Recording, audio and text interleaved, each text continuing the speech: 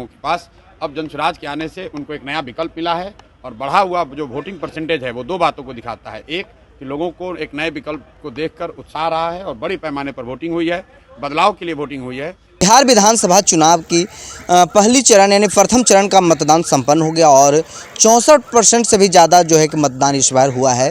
Record तोड़ मतदान हुआ है। ऐसे में जनसुराज पार्टी के सूत्रधार प्रशांत किशोर गया मीडिया से बातचीत में कहा कि कहीं न कहीं जनसुराज का ही असर है।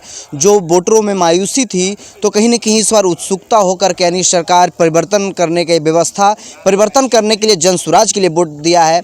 और एक फैक्टर उन्होंने प्रवासी मजदूर को बताया कि फैक्टर कहीं न कहीं प्रवासी मजदूर है और प्रवासी मजदूर खुल करके इस बार जो है कि जनसुराज को वोटिंग किया है, इसलिए 64% से भी ज़्यादा वोटिंग इस बार बिहार में हुआ है।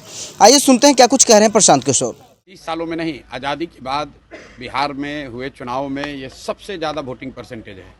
ये दो बातों को दिखाता है। पहला कि जो बात हम लोग पिछले कई महीनों से, बल्कि मैं 1-2 साल से कह रहा हूँ कि बिहार में 60% से ज़्यादा जनता बदलाव चाहती है और पिछले 25-30 साल से जो राजनीतिक विकल्प के अभाव में एक तरह से धीरे धीरे राजनीति को लेकर, चुनाव को लेकर उदासीनता बन गई थी, विकल्प नहीं था लोगों के पास। अब जनसुराज के आने से उनको एक नया विकल्प मिला है और बढ़ा हुआ जो वोटिंग परसेंटेज है वो दो बातों को दिखाता है। एक कि लोगों को एक नए विकल्प को देखकर उत्साह रहा है और बड़ी पैमाने पर वोटिंग हुई है, बदलाव के लिए वोटिंग हुई है। और दूसरी बात, जो बड़े प्रवासी मजदूर हैं जो बहुत बड़ी संख्या में छठ के बाद रुके हुए हैं, उन्होंने अपना और अपने परिजनों का, अपने मित्रों का जो वोट कराया है उसने सबको सरप्राइज़ किया है।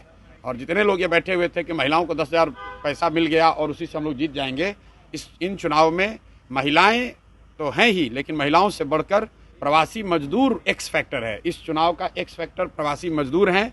वो क्या कर रहे हैं, वो अपने दोस्तों, मित्रों, परिवार वालों से कैसे वोट करा रहे हैं, इसी से बिहार का चुनाव तय होगा।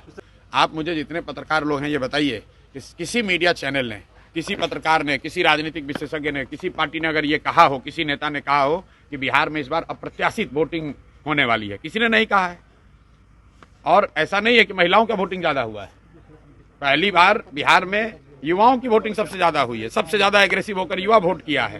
तो अगर युवा वोट कर रहा है तो अपने भविष्य के लिए वोट कर रहा है, बिहार में बदलाव के लिए वोट कर रहा है, बेहतरी के लिए वोट कर रहा है। स्टेटस को के लिए इतना बड़ा वोट पड़ना यूजुअली संभव नहीं है। 1-2 अपवाद हो सकते हैं, लेकिन जहां कहीं भी पिछले 20 वर्ष में इस तरह से बढ़ चढ़कर वोटिंग हुई है, वहां इनकम्बेंट पार्टियों को, सरकार को खामियाजा भुगतना पड़ा है।